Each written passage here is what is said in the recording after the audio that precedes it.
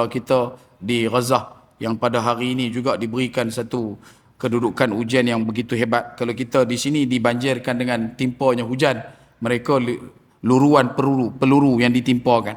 Sampai wakil daripada Jepun ketika mana diberikan hadiah Nobel menangis teresak-esak, dan dia katakan dia adalah orang yang tak layak untuk menerima hadiah ini selama mana Gaza masih lagi diberikan tekanan yang begitu melampau. Semalam diletupkan kawasan pelarian, dah tak boleh nak pergi mana. Mereka duduk di depan bahagian hospital tu, kemah yang dibuat daripada tarpan dan juga kain ditimpakan dengan beberapa letupan dan akhirnya merebakkan api membakar seluruhnya di depan saudara-saudara mereka. Tak boleh nak buat apa, tak boleh nak tolong sebab dia punya serangan tu berterusan. Bila habis satu-satu, habis satu-satu, mereka nak masuk tak boleh nak pergi sebab terus dia punya serangan tu. Dan apa yang mereka mampu lakukan adalah melihat setiap daripada tubuh-tubuh di hadapan mereka syahid berada dalam keadaan rentung dibakar, hangit diasap dan juga disalai oleh kekejaman makhluk ini dinamakan sebagai kera-kera ini. قال النبي صلى الله عليه وآله وبركاته والسلام سلام قبل الكلام السلام عليكم ورحمة الله وبركاته. الحمد لله رب العالمين الصلاة والسلام على أشرف الأنبياء والمرسلين وإمام المتقين وعلى آله وأهل بيته وصحبه أجمعين. أشهد ونشهد أن لا إله إلا الله وحده لا شريك له وأشهد ونشهد أن محمدا عبده ورسوله لا نبي بعده. إن الحمد لله نحمده ونستعينه ونستغفره ومن شرور أنفسنا ومن سيئات أعمالنا من يهده الله فلا مضل له ومن يضلل فلا هادي له. سبحانك لا علم لنا إلا ما علمتنا إنك أنت العليم الحكيم. فتب علينا يا مولانا إنك أنت التواب الرحيم. اللهم إنا نسألك فهم النبيين وحرز المرسلين وإلهام الملائكة المقربين. اللهم أغننا بالعلم وزينا بالحلم وأكرمنا بالتقوى وجملنا بالعافية.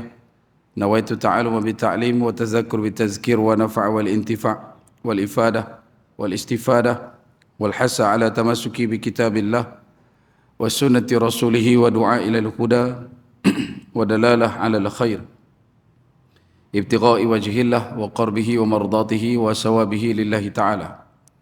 اللهم صل الإسلام والمسلمين والمؤمنين والمجاهدين والمستضعفين في رفح وفي الغزة وفي الضفة وفي فلسطين وفي لبنان وفي الشام وفي ماليزيا وفي كل مكان وكل زمن. رب اشرح لي صدري ويسر لي أمري واحلل عقدة من لساني يفقه قولي. رب اجعلني مقيم الصلاة وذريتي ربنا وتقبل دعاء. أما بعد. Alhamdulillah, pertama-tamanya dan selama-lamanya kita rafa'kan syukur kehadrat Allah Subhanahu wa taala dengan faham sedar segar bahwasanya Allah jua lah yang menciptakan langit dan bumi serta apa yang ada di antara keduanya dengan kekuasaan mutlak milik Allah dan ketunggalan Allah Subhanahu wa taala. Seterusnya selawat serta salam ke atas junjungan besar baginda Nabi sallallahu alaihi wasallam. Manusia menjadi asbab musabab paling utama dan mulia sehingga kita diberikan kebaikan, dipunkan dalam ketaatan, diberikan pinjaman iman dan Islam sampai ke malam ini. Justru berbanyak oleh kita untuk berselawat ke atas baginda Nabi sallallahu alaihi wasallam. Moga-moga dengan perbanyakkan selawat menjadi asbab kita dibangkitkan dan didudukkan bersama baginda Nabi sallallahu alaihi wasallam di akhirat kelak insya-Allah. Allahumma salli ala sayyidina Muhammad wa ala ali sayyidina Muhammad kama sallaita ala sayyidina Ibrahim wa ala ali sayyidina Ibrahim wa barik ala sayyidina Muhammad wa ala ali sayyidina Muhammad kama barakta ala sayyidina Ibrahim wa ala ali sayyidina Ibrahim fil alamin innaka Hamidun Majid. Baik. Tuan-tuan sidang hadirin muslimin mukminin rahimakumullah sekalian. Alhamdulillah pada malam ini bagi mengisi ruang iktikaf tuan-tuan yang mulia dan menantikan masuknya waktu Isyak, kita bawakan perkongsian daripada kitab Asyratus Sa'ah berkenaan dengan tanda-tanda kiamat, tanda kecil dan juga tanda besar. Pada malam ini bicaranya adalah terarah kepada satu alamat isyarat yang ditinggalkan oleh baginda Nabi sallallahu alaihi wasallam dalam perkara berkaitan dengan apa yang disebutkan fenomena. Daripada Abu Hurairah radhiyallahu an katanya, baginda Nabi sallallahu alaihi wasallam bersabda, "La taqumus sa'ah hatta takthura az-zalazil." Yang bermaksud tidak akan datang kiamat sehingga banyak terjadi gempa bumi. Diriwayatkan daripada Salamah bin Nufail As-Sukuni, dia berkata, kami sedang duduk-duduk di sisi baginda Nabi sallallahu alaihi wasallam. Lalu baginda Nabi menyebutkan suatu hadis yang di antara hadis tersebut isinya Nabi sallallahu alaihi wasallam menyatakan, wa baina yaday sa'ah mautanu syadidun wa ba'dahu sanawatuz zalazil. Yang bermaksud sebelum terjadinya hari kiamat akan terdapat kematian-kematian yang mengerikan, dan sesudahnya akan terjadi tahun-tahun yang digelar sebagai zalazil, banyak dengan gempa bumi. Ibnu Hajar memberikan komentar dengan mengatakan dalam pencerahannya pada syarahnya, iaitu yang dikatakan telah banyak terjadi gempa bumi ini bermaksud banyak terjadi gempa bumi di negara-negara bahagian utara, begitu juga timur dan barat. Tetapi yang dimaksudkan oleh hadis itu ialah gempa bumi secara merata dan terus menerus, seperti mana termuat dalam Fathul Bari. Hal ini diperkuat dengan riwayat Abdullah bin Hawalah radhiyallahu an. Dia berkata Rasulullah sallallahu alaihi wasallam pernah meletakkan tangan baginda di kepala saya, kata Abdullah bin Hawalah. Lalu baginda Nabi sallallahu alaihi wasallam bersabda, ya abna Hawalah, idza ra'aita al-khilafah qad nazalat al-ard muqaddasat faqad dhanatil zalazil wal balaya wal umur al-'idham wasa'atu yawma idzin aqrabu ila an-nasi min yadi hadhihi min ra'sik. Wahai putra Hawalah, maksud hadis Nabi sallallahu alaihi wasallam ketika meletakkan tangan ke atas kepala Abdullah bin Hawalah radhiyallahu an, wahai putra Hawalah, jika engkau melihat perselisihan telah berlaku di antara pimpinan, yang mana perkara tersebut terjadinya di tanah suci, maka ia adalah satu tanda telah dekat terjadinya gempa-gempa bumi, bala bencana dan perkara-perkara yang besar. Dan hari kiamat pada waktu itu lebih dekat kepada manusia daripada kedua tanganku ini terhadap kepalamu. Hadis direkodkan dalam Musnad Imam Ahmad dan disebutkan juga pada catatan pinggir Muntakhab Kanzul Umal, Aunul Ma'bud Syarah Sunan Abu Daud, dimuatkan dalam Kitabul Jihad, bab fi ar-rajuli yaghzu wa yaltamisu al-ajra wal ghanimah. Dalam catatan daripada Imam Al-Hakim dimuatkan dalam Al-Mustadrak, dan kata Imam Al-Hakim ini adalah hadis yang sahih sanadnya, hanya saja Bukhari dan Muslim tidak memuatkan dalam sahih mereka. Perkataan Imam Al-Hakim ini dipersetujui oleh Imam Al-Zahabi dan juga disahihkan lagi oleh Al-Albani di dalam Sahihul Jami'us Saghir. Yang disebutkan juga berkenaan dengan gempa bumi yang terkait pada kalimah zalazil, ia adalah rentetan daripada kolaborasi dan juga kombinasi perkara-perkara yang memberi tuju tumpu kepada berlakunya fenomena tersebut. Ia digagaskan dan diasaskan pada dasar-dasar yang begitu banyak. Antaranya dimulakan dengan apa yang kita hadapi sekarang, sebagai contohnya gempa bumi. Begitu juga yang kita dapat lihat daripada perubahan iklim cuaca yang menyebabkan berlakunya fenomena air pasang besar yang mengakibatkan banjir dan sebagainya. Gegaran yang disebutkan apabila berlakunya gempa bumi tidak hanya terkait pada magnitud yang dicatat-catat pada skala Richter di atas permukaan darat, tetapi juga yang berkait rapat dengan plak tektonik yang berada di bawah dasar laut, yang akhirnya menyebabkan berlakunya tsunami yang menggila. Dan ini semua terkait dalam satu fenomena yang dinyatakan oleh Allah Azza wa Jalla wa Ala kemuncaknya, iaitulah pada kedudukan Al-Zalzalah. Antara benda yang perlu juga untuk kita perhatikan dan kita cermati dalam menyantuni perkara ini adalah betapa ini semua adalah merupakan ibtila daripada Allah Subhanahu wa taala. Dia datangnya dalam bentuk sayyibah yang kita gelar dengan kalimah musibah. Dan musibah ini pasti akan tertimpa dan ditimpakan kepada setiap daripada hamba Allah, sama ada dia termasuk dalam umat yang sudah pun beriman ataupun dia pergi kepada umat Nabi SAW belum beriman. Selama mana kamu adalah makhluk ciptaan Allah, kamu adalah hamba kepada Allah, maka kamu akan terkesan dan terimpak dengan perkara tersebut. Sebab tu namanya sayyibah, datang daripada kalimah sayyibah, musibah. Yang ni yang kita sebutkan musibah ni duduk dalam dua ketetapan. Ada musibah yang datang dalam bentuk yang kita rasa sukar untuk terima. Ada musibah yang datang dalam bentuk yang kita tak perasan pun benda itu musibah, tetapi dia tetap juga musibah. Sifat musibah ni diikat pada doa yang kita bacakan ketika mana turun hujan. Allahumma sayyiban nafi'an. Hujan turun, dia tak pilih kepala siapa yang nak dibasahkan. Hujan turun, dia tak pilih orang mana yang nak dirintikkan air tersebut. Hujan turun tetap mengena pada setiap benda, setiap makhluk, setiap manusia. Dan tak ada pun hujan tu yang digelarkan sebagai alamat rahmat daripada Allah Subhanahu Wa Taala hanya mengena pada kelompok yang beriman semata-mata, tidak. Dia pergi kepada semua. Sebab tu bila sebut kata sayyiban, itu adalah nama sifat kepada hujan. Yang kita duk baca Allahumma sayyiban nafi'an, ya Allah jadikanlah barang yang jatuh ini, air yang menimpa ini adalah air yang memberikan manfaat. Dia punya datang pada zat air, tetapi sifat jatuhnya itulah yang dinamakan sebagai sayyibah. Kenapa dipanggil dengan sayyiban, bukan sayyib? Kerana sayyib itu satu titik. Tetapi kalau sayyiban ada alif di belakang, maksudnya titik dia banyak. Dan itu antara sifat hujan lah. Hujan dia turun mesti banyak. Dia tak ada turun satu titik saja di Kedah, kemudian dia turun pula satu titik di Pulau Pinang. Kalau satu titik itu bukan hujan. Dan lebih mendebarkan kalimah sayyiban ini yang menjadi kata akar kepada musibah, sebenarnya datang dalam dua piawaian utama yang kita sebutkan. Ada benda yang jatuh dalam keadaan baik dan ada juga benda yang menimpa ini dikatakan buruk. Dalam bahasa Melayu kita panggil benda sayyib ini adalah jatuh. Dan jatuh ni dia ada banyak. Jatuh yang baik, ada juga jatuh yang tak apa nak baik. Jatuh yang tak baik yang selalu kita dengar jatuh sakit. Kawan kencing manis, darah tinggi, bawah pinggang, jantung, 3 serangkai ke, 4 adik-beradik ke, kita panggil dia jatuh sakit. Kalau kata masjid ada buat pengumuman, ada seorang anak Quraish kita, dia telah ditimpa sakit ataupun dia telah jatuh sakit. Dia jatuh ke? Tak, dia tak jatuh. Dia duduk okey je.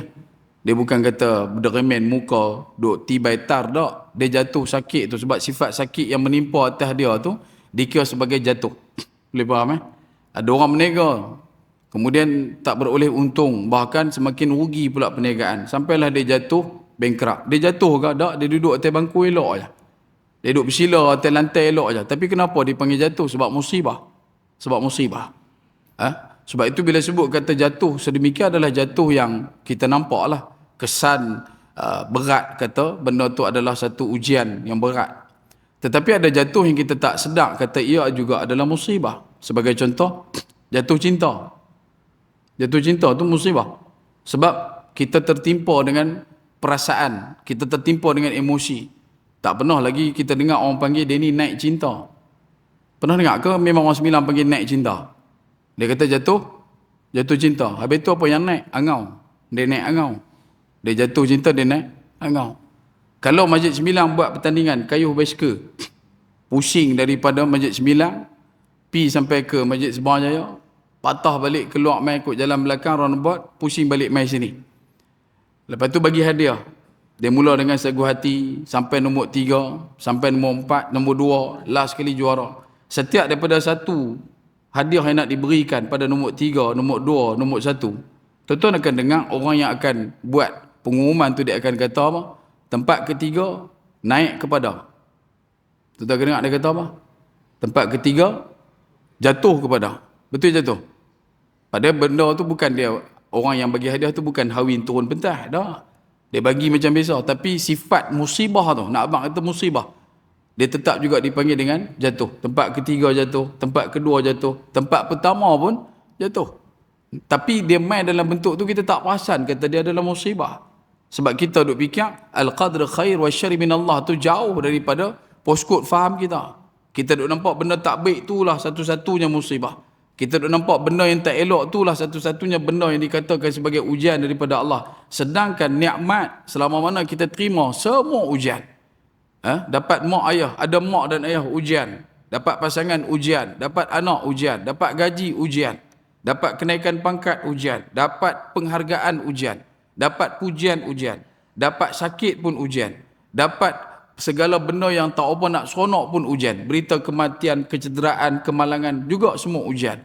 Cuma bagaimana kita nak menyerahkan balik betapa ujian ini duduk pada gelanggang inna lillah wa inna ilaihi raji'un. Yang ni yang hilang daripada kita. Sebab tu kita jadi shell, kita select, kita jadi orang yang tak letakkan kedudukan pada adil, kita zalim pada setiap nikmat yang Allah Ta'ala berikan, sehingga akhirnya membuahkan satu lencong faham yang jauh daripada jalur akidah yang sebenar. Sebab itu tuan-tuan, jangan pernah pandang remeh berkenaan dengan hujan yang turun, yang mana kalau kita tidak reti menguruskan bagaimana untuk mengawal kadar turunnya hujan.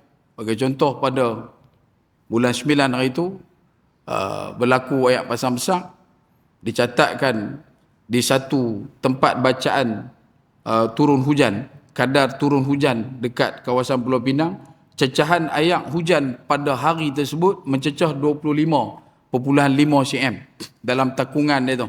Makna kata bila mereka cek, dia punya air dia tu terlampau banyak, sehingga mengakibatkan beberapa kawasan yang tuan-tuan sendiri maklum telah pun banjir. Ni bukan satu tu saja, kemudian dia mai gelombang kedua, dia mai gelombang ketiga baru-baru ni. Dan diperingatkan kepada kita untuk minggu lepas saja, kata 17 bulan akan ada fenomena air pasang besar. Sekali lagi supermoon akan mai, tingkat air di laut akan mula menaik. Pada ikut, kalau tengok pada tide chart, carta pasang surut tu, air laut hanya akan pi paling tinggi 2.8 meter. Bermula daripada malam 17 hari bulan 10 sampai malam 24 hari bulan 10. Namun begitu, bila mana kita tengok trend pada hari ini, awan dengan gemawan yang berarak penuh dengan mendung berat, begitu juga dengan situasi yang berlaku di beberapa kawasan di negara kita, terutamanya di negeri jiran kita, Kedah, yang sampai hari ini masih lagi duduk dalam keadaan diberikan hujan dan juga banjir. Tak lupa juga di kawasan tengah Semenanjung, di Kuala Lumpur, di Selangor, penuh dengan segala perkara yang berkaitan dengan musibah bencana. Ada hujannya, ada banjirnya, tanah runtuhnya. Dan nak abang kata benda ni dia tak kira siapa. Dia boleh mai bila-bila masa saja, kerana dia berada pada perintah Allah Azza wa Jalla wa Ala. Seperti mana yang kita boleh tengok pada kedudukan bulan, bintang berdiri pada titik falaki yasbahun, begitu juga dengan segala makhluk Allah Subhanahu wa taala. Bahkan ada di kalangan makhluk-makhluk ini diangkat setara menjadi jundullah, iaitu tentera-tentera Allah. Sebab tu bila mai dalam bab bencana, jangan pernah kita juah dengan bencana. Bila mai dalam bab musibah, jangan pernah bercakap macam tak ada Tuhan. Bila mai dalam bab musibah yang melanda seperti banjir, jangan pula kita mencela segala apa yang berlaku itu, kerana pasti ada hikmah yang begitu besar yang Allah Ta'ala persiapkan bagi golongan yang sabar. Begitu juga satu bentuk kehinaan yang paling hina, yang mampu membenamkan dan menenggelamkan segala kebongkakan dan kesombongan manusia yang hidupnya hanya untuk mencela dan juga mencelakakan segala perkara musibah yang Allah Ta'ala timpakan. Jadi lorongkan kedudukan kita untuk jadi orang yang sabar bila mana diberikan ujian ini. Dan banjir sendiri dalam pahaman kita, dalam ajaran Islam, ia bukanlah benda baru. Ditandakan seawal daripada keturunan yang kelima daripada Nabi Allah Adam AS, antaranya iaitu Nabi Allah Nuh AS. Begitu juga di zaman sebelum Nabi SAW diangkat menjadi Nabi, sebelum Bu'is Rasulullah SAW, kisah berkenaan dengan banjir besar yang merebak di kawasan Mekah sehingga menyebabkan kerosakan berlaku di Kaabah. Sampailah pembinaan semula Kaabah dilakukan, muncul cerita yang memuncakkan Al-Amin pada diri Nabi SAW dalam peristiwa meletakkan Hajar Aswad. Adakah kita lupa perkara itu juga ada sandar kaitnya dengan banjir? Dan bagaimana disebutkan selepas daripada Nabi SAW juga dicatatkan ada di kalangan sahabat sampai ke tahap melakukan tawaf ketika mana banjir dalam keadaan berenang melakukan tawaf. Bahkan direkodkan begitu banyak mengkisahkan tentang satu orang sahabat yang melakukan tawaf dalam keadaan berenang, iaitulah anak kepada Zubair bin Awam, anak kepada Asma binti Abu Bakar radhiyallahu anhuma, iaitulah Abdullah ibn Zubair bin Awam, yang mana dia direkodkan dalam beberapa catatan yang diketahui dia melakukan tawaf dengan berenang mengelilingi Kaabah di saat waktu tersebut banjir besar melanda kawasan Mekah. Dan kalau kita turunkan balik, kebaikan pada mencermati dan juga meneliti setiap daripada musibah yang Allah Ta'ala berikan bagi orang beriman, bahagian kebaikannya ada. Bukan takat dia dapat di dunia, tetapi juga kebaikan balasan itu akan dinikmati di akhirat. Dan ini adalah jalan kita. Dan jangan pula kita jadi orang yang boleh memperlecehkan, memperkecilkan, meremeh-temehkan setiap daripada bencana musibah yang melanda. Kita doakan moga-moga saudara kita yang terkena dan terkesan daripada banjir ini, Allah Ta'ala kurniakan kekuatan, kesabaran dan kefahaman tertinggi kepada mereka. Moga-moga mereka menjadi orang yang senantiasa bersyukur atas nikmat yang Allah Ta'ala berikan, dan harapnya mereka mampu untuk memuncakkan kesabaran yang tertinggi kepada Allah Subhanahu Wa Ta'ala dalam mengharungi suasana banjir yang kita tidak minta ini. Kemudian tuan-tuan, daripada sekian dari perkara ini, kolaborasi dan kombinasi yang berlaku, ia sebenarnya memberikan satu tanggungjawab kepada kita, beberapa perkara. Yang pertama, apabila kita tahu dan kita faham antara perkara yang merodakkan ataupun yang menjadi asbab berlakunya gempa bumi dan sebagainya, berlaku daripada perkara-perkara yang kita sebutkan seperti banjir, seperti mana pengurusan air hujan dan sebagainya, maka kita kena jadi satu orang yang senantiasa cakna dengan setiap daripada perkara ini. Dan kalaulah tengok balik pada apa yang disebutkan dalam laporan berkenaan dengan 18 hari bulan 10, iaitu malam 17 hari bulan 10 tu, ayak yang cecah 2.8 meter di laut, risaunya adalah bila mana ombak dia punya estimate boleh pergi sampai lebih daripada 3 meter ombak ni pada malam tu. Kalau tidak hujan. Kalau hujan, mengikut apa yang disebutkan oleh Jabatan Laut Pulau Pinang, boleh cecah sampai 3.6 meter. Itu laut. Dahlah besar, bergelombang dan hempas pulasnya pula menuju ke pantai adalah satu benda yang disebutkan membawa galen, ribuan galen air daripada laut masuk ke dalam muara. Di Pulau Pinang kita tersekat dan kita tersepit kerana pembangunan berlaku di keliling di kawasan jajaran sungai-sungai utama, termasuklah di kawasan belah selatan yang bermudik sampai ke Sungai Krian. Begitu juga di belakang kita adanya Sungai Semilang, punca daripada Sungai Kulim turun ke Sungai Perai dan bermuara di situ. Kemudian di hujung utara kita ada Sungai Muda. Kalau tidak ada hujan pada hari tersebut, berkemungkinan statistik 3.1, 3.6 meter itu adalah ketetapan yang pastinya biasa. Tetapi yang risaunya, yang kalutnya bila berlakunya hujan. Sebab kalau kata hujan, air daripada hulu berkemungkinan mampu untuk mengalirkan 2,000 galen kalau tengok balik daripada Sungai Kulim dan juga punca daripada Sungai Kreh yang melalui kawasan Tasik Gelugong yang akan nanti berkambung dan bercantum di kawasan sekitar Kampung Teruih dan bawa sampai ke sini, maka dia akan ada tambahan yang lebih banyak. Dan itu kalau dia terus mai ke laut. Kalau dia tak terus mai ke laut, maka dia akan merebaklah di kawasan laluan air sungai di jajaran Sungai Perai dan juga Sungai Kulim.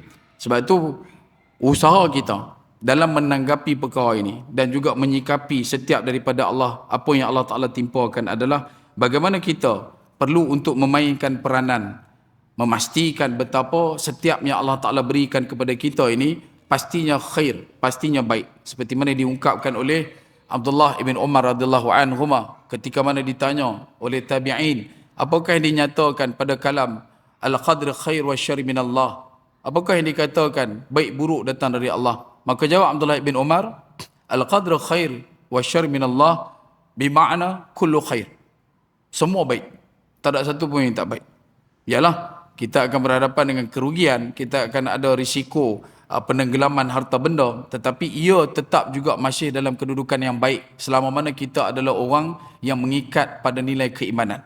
Tapi kalau kita duduk dalam sampul keduniaan, masih lagi memikirkan tentang keuntungan, Duduk dalam keadaan tidak mampu untuk menerima fakta dan juga nyatanya Allah Ta'ala memilih kita untuk diberikan kunjungan musibah seperti itu, maka ia akan mencetuskan pergolakan dan pertembungan dalam diri yang berakhir dengan akibatnya rasa geram, dendam, taram, tak puas hati, putus asa kepada Tuhan. Wal'iyadzubillah. Jadi kita kena ambil semarak semangat supaya kita jadi orang yang senantiasa boleh menerima dan juga boleh menghadam betapa Allah Ta'ala memilih kita untuk diberikan ujian. Bahkan dalam riwayat daripada Sayyidatina Aisyah radhiyallahu an, dia pernah juga berkata, Rasulullah SAW bersabda, yakunu fi akhir hadhihi al-ummah khasfu wa masqun wa qadhfu. Qalat ya Rasulullah atuhliku wa fina salihun? Qala na'am idza dhahara al-khabath. Pada akhir umat ini akan terjadi tanah runtuh. Nabi dah alamatkan akan berlaku banyaknya tanah runtuh. Lah duk jadi tak? Jadi. Sampai telan orang. Sampai menimpa orang. Menenggelamkan harta.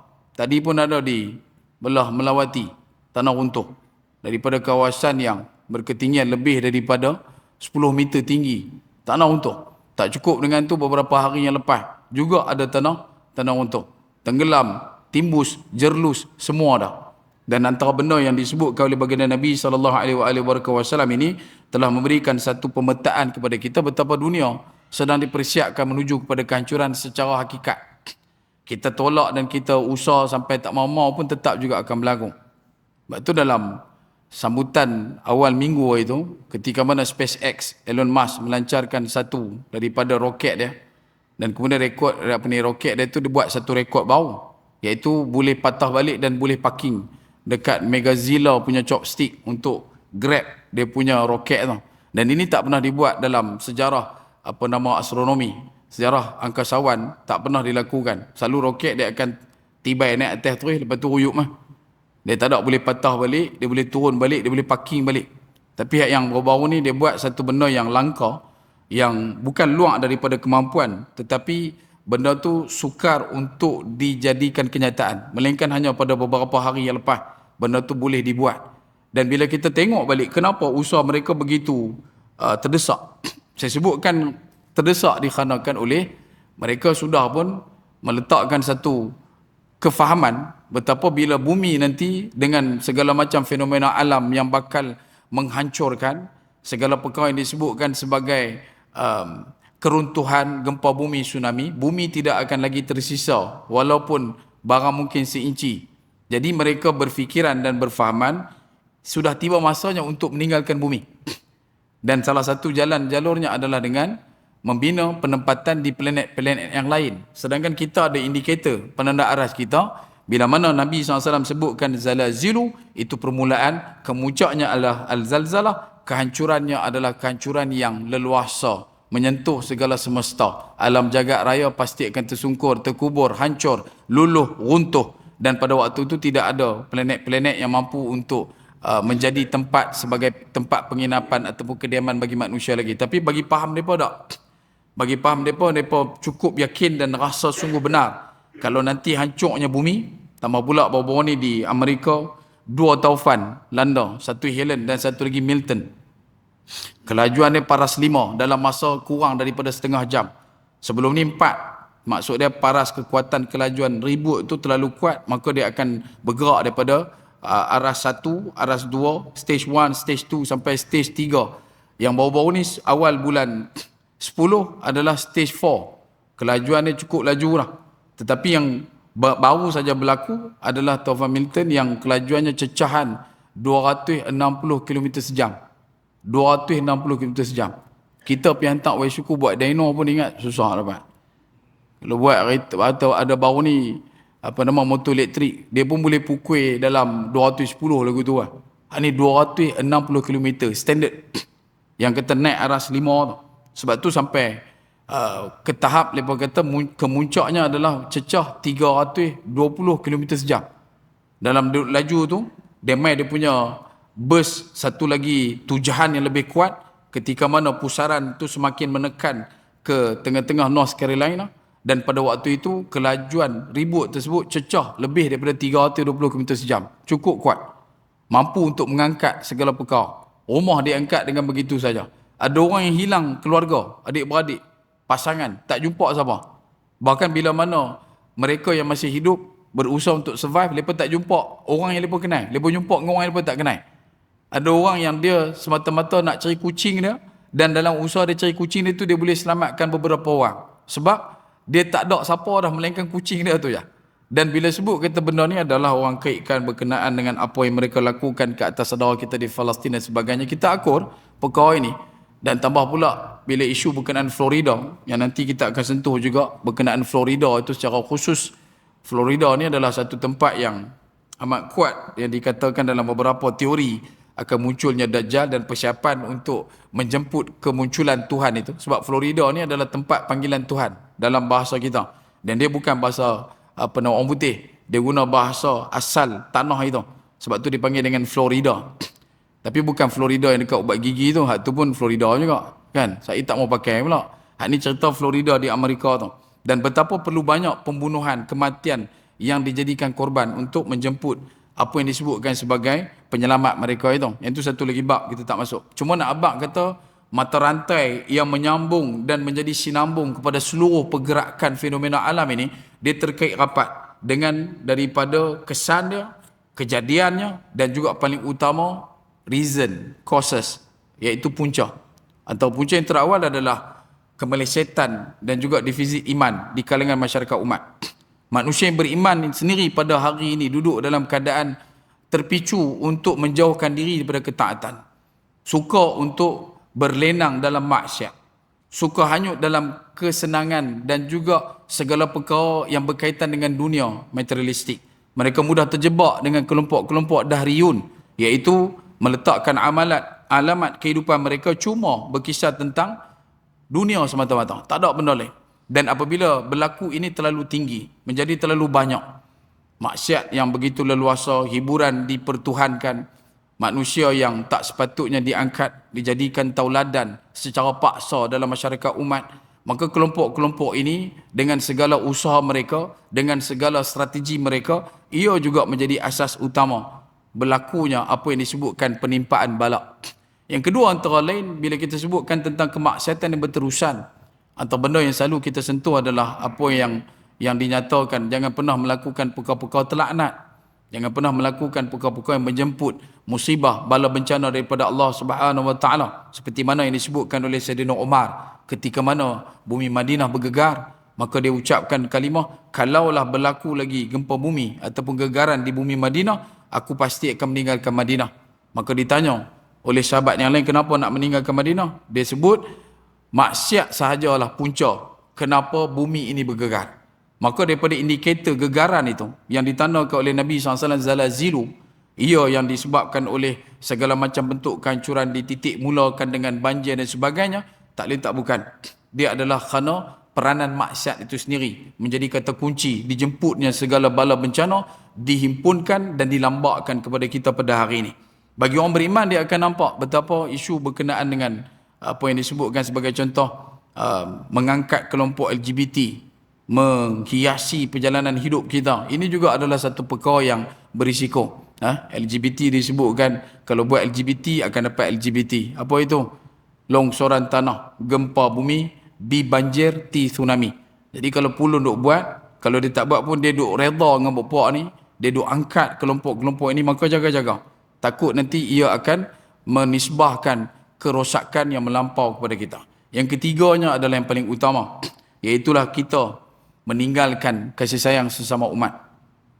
Kita tidak lagi meletakkan kecintaan di kalangan orang beriman itu sebagai satu kemestian dalam kita membina watak peribadatan kepada Allah Subhanahu wa taala. Sedangkan Nabi telah sebutkan, la yu'minu ahadukum hatta yuhibba li akhihi ma yuhibbu li nafsihi. Kalau kita berlaku banjir sekalipun di Kedah, kita tak asal apa, tak asal pun. Tak ada asa pun. Bukan kata simpati, empati pun tak main. Tak ada asa ihsan pun dekat diri kita. Yang tu Kedah kan. Ni berlaku banjir pula di Selangor, tu Selangor.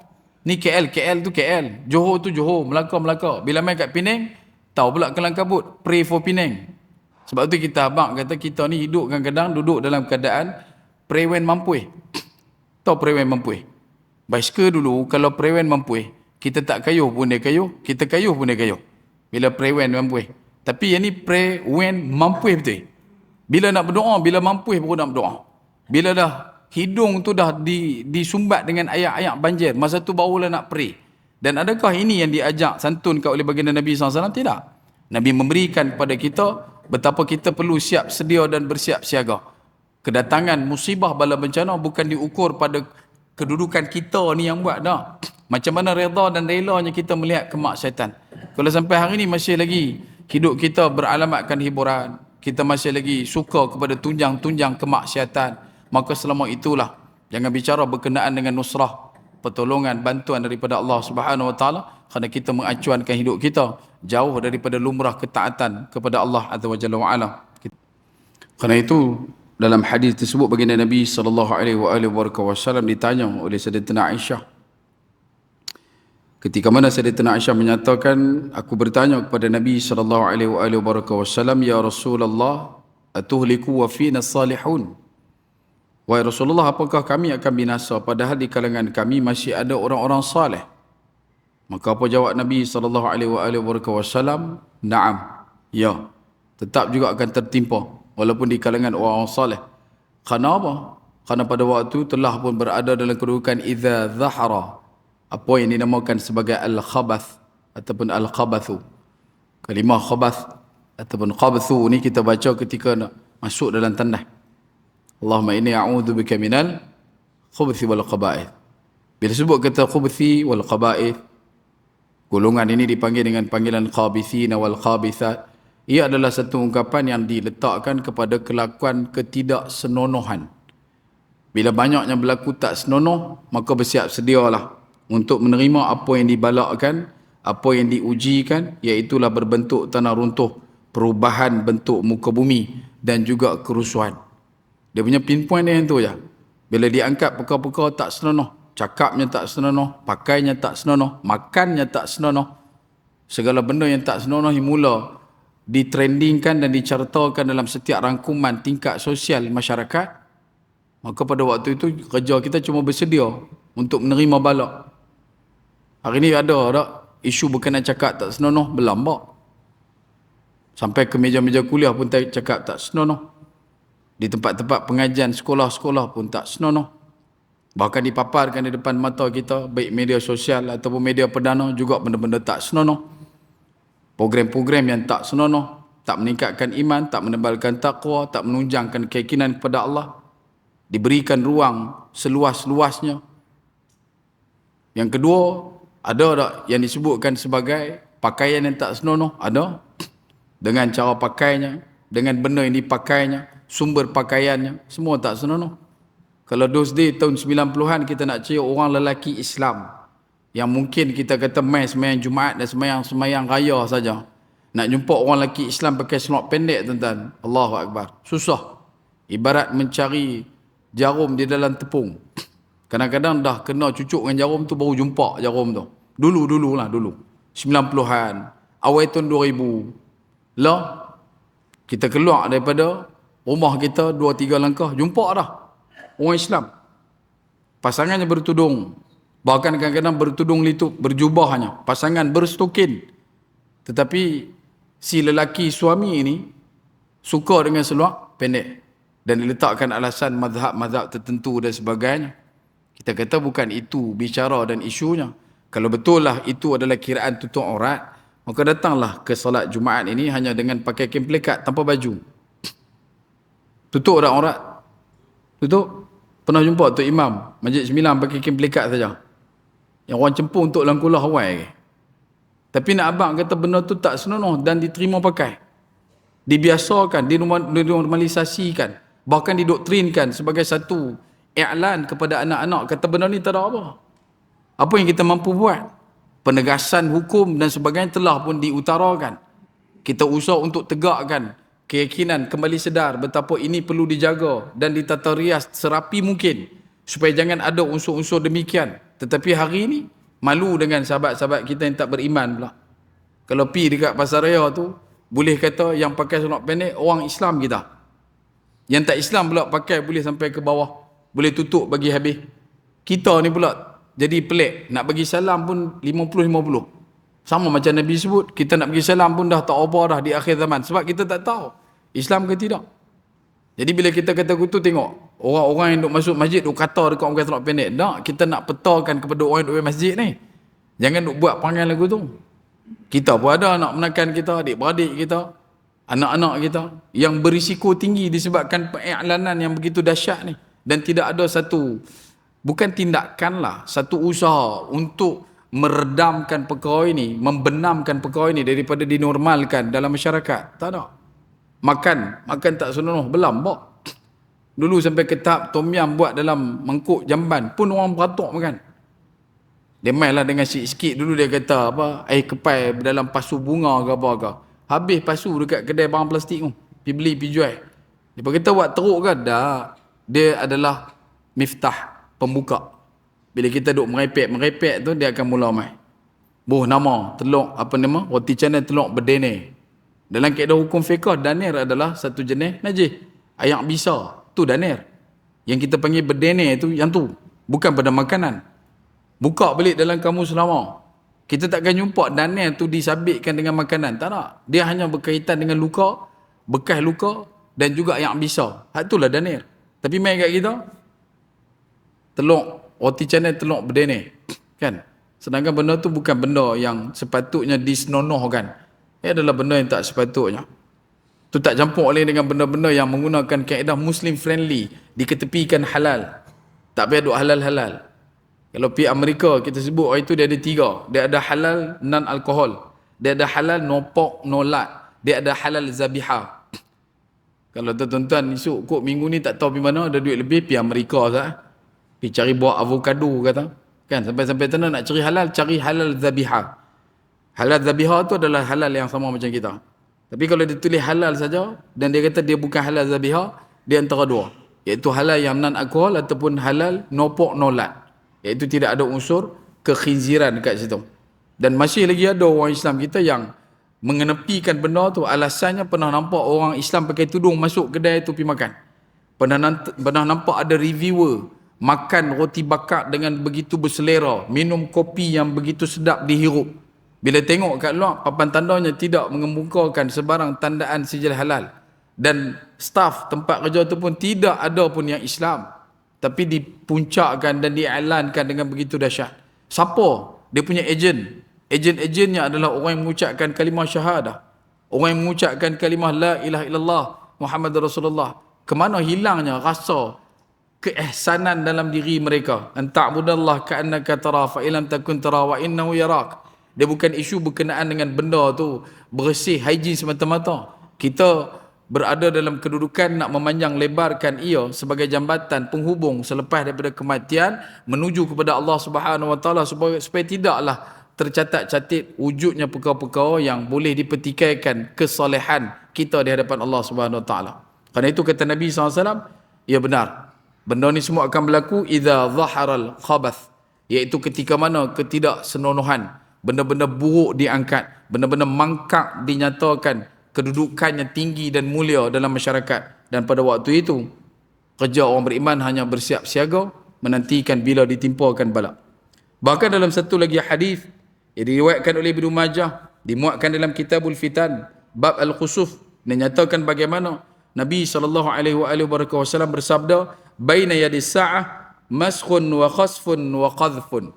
Kata Nabi SAW bermaksud menjelang datangnya hari kiamat akan terjadi perubahan bentuk muka, tanah runtuh dan kerusuhan. Dalam satu riwayat disebutkan bahawa kaum zindiq dan juga qadariyah. Zindiq ni golongan zanadaqah, golongan yang mereka reka hadis, buat hadis palsu dan kemudian mereka luaskan di kalangan masyarakat, sebarkan, semarakkan dengan mengatakan kalau buat begini-begini akan dapat nikmat balasan ganjaran begini-begini. Dulu duk jumpa banyak. Bila mana mai semayang tarawih, mereka bagi jadual tu kan. Mereka bagi takwim tu. Malam pertama semayang tarawih dapat ni, malam kedua dapat ni. Banyak yang kita jumpa adalah perkataan yang dimunculkan dan dimasyurkan oleh kelompok zanadaqah, golongan zindik. Mereka ni kalau buat satu benda, mereka cerita cukup sempoi akan dapat, kalau siapa baca Quran sekian-sekian ayat pada waktu sekian-sekian akan dapat balasan di akhirat kelak. burung yang berparuh dengan delima, matanya seperti mana mata zamrud, bulunya, pelepahnya daripada emas, macam-macam. Dan bila kita tengok tu dia melampau sangat. Maka kelompok ni adalah kelompok yang dikenal sebagai Zanadaqah ataupun kaum Zindiqah. Yang keduanya adalah Qadariyah. Qadariyah ni kelompok yang meletakkan usul takdir itu pada faham yang jauh daripada ahli sunnah wal jamaah. Mereka tidak mengatakan seperti mana yang kita faham al-qadr khair wa syarr minallah. Tidak. Mereka lencongkan, mereka condongkan kepada keadaan yang lain daripada situasi faham yang disepakati oleh ahli sunnah wal jamaah. Yang mana disebutkan akan ditimpa perubahan bentuk muka bumi dan juga kerusuhan, khusus kepada kelompok Zanadaqah dan juga Qadariyah. Imam Ahmad ibn Hanbal meriwayatkan daripada Sayyiduna Abdullah ibn Umar radhiyallahu anhuma, dia berkata, aku mendengar baginda Nabi sallallahu alaihi wasallam bersabda, innahu sayakunu fi ummati maskun wa qazfun wa huwa fi zandiqiyah. Kata Nabi SAW, sesungguhnya akan terjadi perubahan bentuk muka dan kerusuhan pada umatku, iaitu pada kaum Zindiqah dan Qadariyah. Dan riwayat Tirmizi disebutkan, fi hadhil ummah atau fi ummati qasfun atau maskun atau qazfun fi ahli al-qadr. Pada umat ini atau pada umatku akan terjadi tanah runtuh atau perubahan bentuk muka bumi atau kerusuhan, iaitu pada kaum Qadariyah. Riwayatkan daripada Imam At-Tirmizi, Abwabul Qadr, dalam bab Abwabul Qadr. Diriwayatkan daripada Abdurrahman bin As-Sahar Al-Abdi, daripada bapaknya, dia berkata, telah bersabda Nabi sallallahu alaihi wasallam, la taqumu as-sa'ah hatta yukhsafa biqabail fayuqal man baqiya min bani fulan qala fa'araftu hin qala qabailu annaha al-arbi li'anna al-ajama tunsabu ila qaraha. Tidak akan datang daripada hari kiamat sehingga terjadinya tanah runtuh pada beberapa kabilah. Lalu ada orang bertanya kepada Rasulullah sallallahu alaihi wasallam, siapakah yang masih ada dari Bani Fulan? Baginda Nabi SAW menjawab, engkau akan tahu ketika kabilah-kabilah itu mengatakan bahawa mereka adalah bangsa Arab, sebab kaum Ajam, yakni bukan Arab, membangsakan diri mereka kepada negerinya masing-masing. Bangsa yang kenal kabilah Arab semata-mata, bila ditanya dia akan sebut Arab, cuma Arab saja. Tapi kalau kata selain daripada Arab, iaitulah Ajam, dia dikenal dan dia dilabel dengan pelbagai nama, dikarenakan mereka mengikut pada tempat duduk mereka. Diriwayatkan daripada Muhammad bin Ibrahim At-Taimi, dia berkata, aku mendengar satu orang isteri kepada Al-Qaqqa, iaitu Buqairah, isteri kepada Al-Qaqqa bin Abi Hadrat radhiyallahu an, berkata, saya mendengar Rasulullah sallallahu alaihi wasallam berkhutbah di atas mimbar. Dalam maksud sabdaannya, Nabi SAW berkata, bila kamu mendengar berita bahawa tenteraku terjerumus ke dalam tanah runtuh di tempat yang dekat dengan Madinah, maka kiamat pun terjadi. Merujuk kepada satu kawasan yang dinamakan sebagai Baidah pada bab berkenaan dengan munculnya Imam Al-Mahdi ketika dikejar oleh 300 tentera yang berpangkalan daripada Madinah menuju ke kawasan Mekah. Tanah runtuh itu sudah terjadi di beberapa tempat di timur dan barat pada zaman sebelum kita ini. Dan pada masa kita sekarang ini banyak sekali terjadi tanah runtuh di pelbagai kawasan.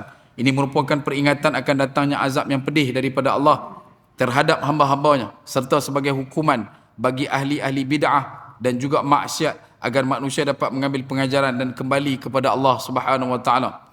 Ada pula hadis yang berupa ancaman kepada ahli-ahli maksiat, iaitu para pemain muzik dan juga peminum arak, dengan tanah runtuh, perubahan bentuk muka bumi dan juga kerusuhan. Imam Tirmizi meriwayatkan daripada Imran bin Husain radhiyallahu anhu bahawa Nabi sallallahu alaihi wasallam bersabda, fi hadhihi al-ummah khasfun wa maskun wa qazfun faqal rajulun minal muslimin ya Rasulullah wa mata dhalik qala idza dhaharat al-qiyan wal ma'azif wa syuribat al-khumur. Pada umat ini, kata Nabi SAW, akan terjadi tanah runtuh, perubahan bentuk muka dan juga kerusuhan. Lalu ada salah seorang daripada orang Islam bertanya kepada Nabi sallallahu alaihi wasallam, wahai Rasulullah, bilakah terjadinya perkara ini? Mata zalik, bila nak berlakunya benda ni? Maka baginda Nabi SAW menjawab, idza zaharatil qiyan, iaitu apabila di sana sini telah banyak penyanyi.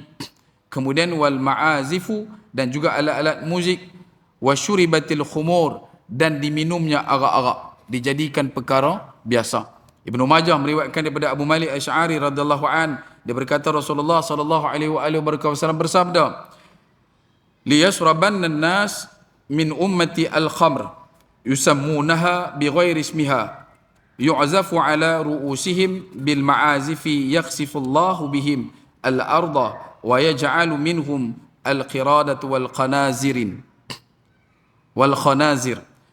Sesungguhnya akan ada manusia dari umatku, kata Nabi, yang minum khamar.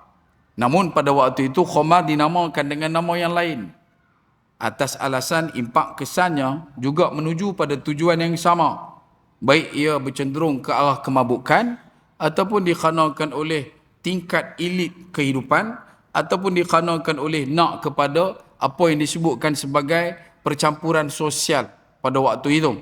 Maka diminum minuman tersebut dan dinamakan dengan nama yang lain. Dan kepala mereka, kata Nabi SAW, dipenuhi dengan alat-alat muzik. Bergenderang di dalam kepala mereka cuma paluan-paluan muzik belaka. Tanpa ada perkara-perkara yang dimuatkan untuk mengingat dan mengenang Allah dan Rasulnya. Tidak ada ruang untuk didengar segala perkara kebenaran. Dan Allah akan menimpakan tanah runtuh pada mereka dan menjadikan mereka sebahagiannya kera dan juga babi. Sunan Ibnu Majah dalam Kitabul Fitan bab Al-Uqubat. Dan hadis ini juga disebutkan sebagai sahih daripada Al-Albani dalam Sahihul Jami' As-Saghir. Perubahan bentuk muka ini boleh diertikan sebenarnya pada kedudukan hakikat dan juga boleh diertikan dengan maksud maknawi, iaitu yang menyatakan pada maksud yang tersirat, bukan maksud yang sebenar. Al-Hafiz Ibnu Kathir, Abu Fida bin Ismail rahimahullah ta'ala menafsirkan Al-Mas, perubahan bentuk muka, mengambil daripada surah Al-Baqarah ayat yang ke-65. وَلَقَدْ عَلِمْتُمُ الَّذِينَ اعْتَدَوْا مِنْكُمْ فِي السَّبْتِ فَقُلْنَا لَهُمْ كُونُوا قِرَادَةً خَاسِئِينَ. Dan sesungguhnya telah kamu ketahui orang-orang yang melanggar di antara kamu pada hari Sabtu, lalu kami berfirman kepada mereka, jadilah kamu kera yang hina. Sebagai perubahan bentuk muka yang sebenarnya bukan secara maknawi, dan pendapat ini merupakan pendapat yang kuat, dan ini adalah pendapat yang dipegang oleh Abdullah ibn Abbas radhiyallahu anhuma dan sebagian besar ulama-ulama di kalangan imam-imam tafsir muktabar. Mujahid, Abu Aliyah dan juga Abu Qatadah berpendapat bahawa perubahan bentuk muka itu secara maknawi, yakni yang diubah itu ialah hati mereka, yang mana seperti hati merujuk kepada mental, spiritual dan juga kerohanian, menjadi seperti mana kera. Hati mereka itu bersifat dan bersikap seperti kera, dan bukan yang diubah itu muka dan juga fizikal mereka. Ibnu Hajar mengutip daripada Ibnu Al-Arabi pada dua pendapat, dan beliau menguatkan pendapat yang pertama yang dimuatkan dalam Fathul Bari, sedangkan Syekh Rashid Ridha menguatkan pendapat kedua dalam tafsirnya, iaitu tafsir Al-Manar, yang dimaksudkan adalah perubahan akhlak, yakni mental dan juga perkara-perkara dalaman mereka menjadi sifat dan sikap kemonyetan dan kekeraan. Yang tu bagi orang yang diletakkan pada kedudukan, ditimpakan musibah, bencana daripada Allah Subhanahu Wa Taala, dia kena melakukan segala kemaksiatan. Ibnu Hajar kata maknawi, memang betul-betul tukar jadi kera. Manakala yang disebutkan Rashid Ridha ini dalam tafsir Al-Manar diambil pada berkaitan dengan mental. Imam Ibnu Kathir menganggap pendapat yang diriwayatkan daripada Mujahid itu sebagai pendapat yang jauh daripada kebenaran, dan beliau berkata sesungguhnya itu adalah pendapat yang aneh dan bertentangan dengan zahir kalimat di tempat ini dan juga lainnya. Dan disebutkan di penghujung perkongsian pada malam ini adalah betapa persiapan kita sebagai orang yang beriman dalam menyikapi setiap daripada musibah bala bencana yang ditanda mulakan baik daripada banjir maupun hujan lebat, air pasang besar dan sebagainya, yang nanti akan bertitik tolak berlaku segala macam tanah runtuh, gelongsoran tanah dan sebagainya. Itu semua adalah termaktub dalam apa yang telah diqadarkan oleh Allah Azza wa Jalla wa Ala. Dan setiap daripada kita dipilih untuk menerima ketentuan itu, dikarenakan kita berdiri pada titik la yukallifullahu nafsan illa wus'aha, dan tidak lebih dan tidak kurang daripada itu. Cuma apa yang perlu untuk kita semangatkan dalam diri, tingkatkan kesyukuran kepada Allah Subhanahu Wa Taala dengan nyata-nyata syukur betapa Allah Subhanahu Wa Taala masih lagi memberikan setiap daripada limpahan kenikmatan, ujian dan juga bala bencana ini demi untuk mengembalikan kita ke track yang sebenar, ke jalan yang benar. Maka dari itu, jadilah kita orang yang senantiasa meletakkan rasa simpati dan juga empati di atas ditimpanya musibah bala bencana ini, bukan takat hanya pada diri kita sahaja, tetapi juga pada saudara-saudara kita. Dan lebih-lebih lagi kita terus doakan kebaikan pada saudara kita di Gaza yang pada hari ini juga diberikan satu kedudukan ujian yang begitu hebat. Kalau kita di sini dibanjirkan dengan timpanya hujan, mereka luruan peluru yang ditimpakan. Sampai wakil daripada Jepun ketika mana diberikan hadiah Nobel menangis teresak-esak. Dan dia katakan dia adalah orang yang tak layak untuk menerima hadiah ini selama mana Gaza masih lagi diberikan tekanan yang begitu melampau. Semalam diletupkan kawasan pelarian. Dah tak boleh nak pergi mana. Mereka duduk di depan bahagian hospital tu. Kemah yang dibuat daripada tarpan dan juga kain ditimpakan dengan beberapa letupan dan akhirnya merebakkan api membakar seluruhnya di depan saudara-saudara mereka. Tak boleh nak buat apa, tak boleh nak tolong. Sebab dia punya serangan tu berterusan. Bila habis satu-satu, habis satu-satu. Mereka nak masuk tak boleh nak pergi sebab terus dia punya serangan tu. Dan apa yang mereka mampu lakukan adalah melihat setiap daripada tubuh-tubuh di hadapan mereka syahid. Berada dalam keadaan rentung dibakar, hangit diasap dan juga disalai oleh kekejaman makhluk ini dinamakan sebagai kera-kera ini. Kerana itu tuan-tuan, teruskanlah usaha takat mana yang kita mampu dan patut padan mengikut pada apa yang kita asalkan boleh sesuai untuk kita hadapkan dan kita boleh jadikan ia sebagai satu perkara yang dicatat-catat, dibawa dan diangkat sebagai kebaikan di sisi Allah Azza wa Jalla wa Ala di akhirat kelak insya-Allah. Jadi moga-moga takat turut perkongsian. Mohon maaf masa tuan-tuan, terima kasih atas perhatian. Mohon halal masa yang diberikan. Kalau ada kebaikan mohon tolong sebar-lebarkan, kalau ada keburukan mohon tolong jauhkan.